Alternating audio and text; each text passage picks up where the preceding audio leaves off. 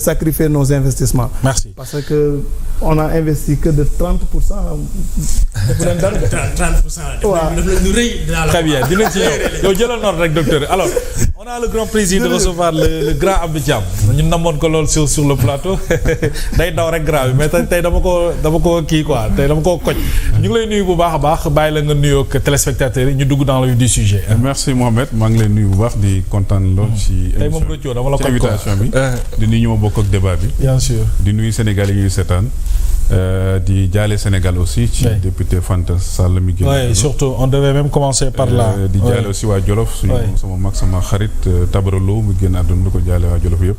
di ñaan yàlla ñoom yàlla na leen yàlla xare aljanna. min waay. waaw effectivement comme ni nga wax rek ça fait plus d'un an ñuy daw plateau de télévision.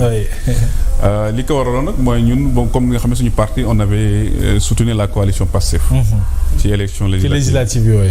donc boo soutenir benn coalition nag je pense que li gënoon am jaadu mooy nga toog xool ni muy doxalee. avant ngay mën a wax dara. c'est ça boobu léegi nag aussi ñi ngi toog le parti baa ngi toog je pense que au niveau du Pastef bon. le parti Impact ñu considère gis nañ ne vraiment amul un cadre de concertation avec les partis de la coalition en tout cas loo xam ne noté nañ suñu parti noté nañ ko.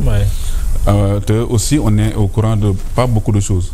te jàpp naa ne nit booy ànd ak moom je pense que am na le minimum d'information ak minimum de considération. c'est ça loolu moo taxoon boobu léegi en tout cas bëgguñu woon vraiment on avait délibéré daw plateau télévision mais je pense que fi ñu toll tey Sénégal fi mu toll ak amorce bi ñu amorce gis nañ ne c'est le moment de tirer sur la sonnette d'alarme. nga wax ko ñëw ci rapport bi exactement yow bëgg nañ sa lecture ah. waaw rapport de discussion bi lan nga ci xalaat. je pense à deux niveaux. premier niveau bi moo dina sur la forme. ñu bëri wax nañ ko. c'est un rapport qui est incomplet je pense que loolu war nañ ko insister parce que quand même Pastef dafa am lu ñu jaay. dañuy jaay jubal jubbanti dañu bëgg lépp leer. boo bëggee mu leer nag booy joxe benn mbir amul loo ci war a wàññi. je pense que rapport bi ñu gis mooy rapport boo xam ne dañ ko waroon delloo le ministre des finances mu complété ko parce que sénégalais dañoo soxla information yooyu. parce que aujourd'hui boo xoolee rapport yi passé da ngay gis ni daaw le ministre de l'agriculture ils avaient dépensé plus de 102 milliards. nga gis ministre de l'armée ils avaient mis 142 milliards da nga mën a apprécier en tant que politique yan politique nga war a mën a yan critique nga mën a apporter donc mais rapport bi tey dañ jël yëpp bool dëxañ ko donc je pense que c'est un rapport incomplet maintenant sur le fond il y a des choses qui sont yu am solo yu baax am yoo xam ni sont moins bonnes li baax li mooy yaa une croissance déjà une croissance loo mun tamit baax na am na njëriñ parce que yokkute la maintenant nag effectivement yokkati boobu nag bu ñu xoolee ba ci biir nag fu on fait une lecture en second degré dañuy sentir ne Sénégalais yi l'économie sénégalaise gisuñu ko mooy baykat bi nekk Kaolack sàmmkat ba li nekk Daara Jolof wala pêcheur bi nekk fii ci Yoff yokkati boobu gisu ko parce que yokkati bu ngeen xoolee pétrole ak gaz bi moo indi croissance boobu moo ko porté sans le pétrole et le gaz on serait à 3,1%. donc mu 3,1% boo xam ni tey li yokk ci masse salariale bi les 3,3% moo ko ëpp. kon tey pauvreté bi day gën a yokk parce que richesse bi ñu am yokkute bi Sénégal yi yokk moo ko ëpp donc pauvreté bi gën a yokk donc croissance bi am na baax na parce que pétrole gaz commence nañ ko exploiter waaye pétrole gaz bi ay nit ñoo ko jël yóbbu ko li ñu doon wax toujours que la croissance est extravertie au Sénégal. c'est ça continue jusqu'à présent bëgg nañ ne état bi jubbanti ko ñu ngi xaar nan la koy jubbante loolu vraiment Sénégal yi ñu ngi koy xaar. pour ñu gis croissance parce que tey Sénégal yi ku ci mënta wax it réew mi métti na. nga nekk ceeg nga ban cee nekk.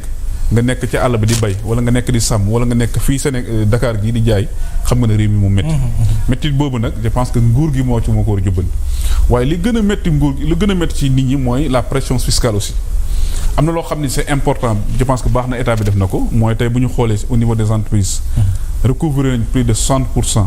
loo xam ni lu am solo la loo xam ne tey 50% la ñu war a ñu nekk 60% kon tey am na ñoo xam ne yàgg nañ ko wax au niveau ba ñu nekkee ci PDS entreprise yoo xam ne wala chef d'entreprise yoo xam ne daawuñu fay impôt wala dañ daan def ça au moins loolu vraiment dañ koy saluer lu am solo la pour que Sénégal yëpp yem bu ñu amee ñuy fay impôt ak ñu du fay impôt je pense que loolu du ñu mën a def concurrence donc loolu lu am solo mais beneen mbir bi ci am mooy jàpp nañu aussi réew mi bu ñu continuer à mettre la pression fiscale sur les entreprises et sur les ménages la consommation va diminuer. C'est ça moo tax ma ne la sànq à quelle fin. voilà consommation va diminuer. oui. demain li wa am mooy recettes yi day wàññi. donc aujourd'hui on est sur un fil très fragile. Dynamique bi ñu am c'est dynamique boo xam ni dañuy gis ne amul mujj. Parce que wax nañ ko léegi investissement yi dafa faible surtout les investissements internes les ressources internes on est à 186 milliards boo xam ne waroon nañu fekk nekk 400 milliards wala 500 milliards en mi-chemin. On est à 186 milliards mu nekkul extrêmement faible je pense que man maa ngi xool 10 dernières années wala 20 dernières mosuma gis investissement bu faible léegi. Maintenant est-ce que dañ ñàkk président premier ministre dégg ngeen ko démb ba mu demee patronat bi nee na on est dans une situation difficile. Mais une situation difficile bi est-ce que c'est arrêter l'investissement? Parce que quand tu arrêtes l'investissement c'est quoi? Tu arrêtes l'investissement, il n'y a pas de création d'emploi, il n'y a pas de consommation. Après, il y a une récession. Donc, et l'État tombe en faillite. Donc, moi, je pense qu'il va falloir que nous am xarañte. Parce que l'État xarañte moo koy doxal. État xam-xam moo koy doxal. État loolu mooy doxal état du wax ju bari mais état liggéey moo koy doxal. Donc je pense que en tout cas nous attirons l'attention du premier ministre et de son gouvernement ñi bàyyi xel ci loolu que état il faut ñu wut ay leviers pour investir pour décoller pour en tout cas pour démarrer la machine parce que ñëpp xam nañ ne aujourd'hui le BTP est à l'arrêt te le BTP tout ce qui tourne au niveau du BTP dafa bari.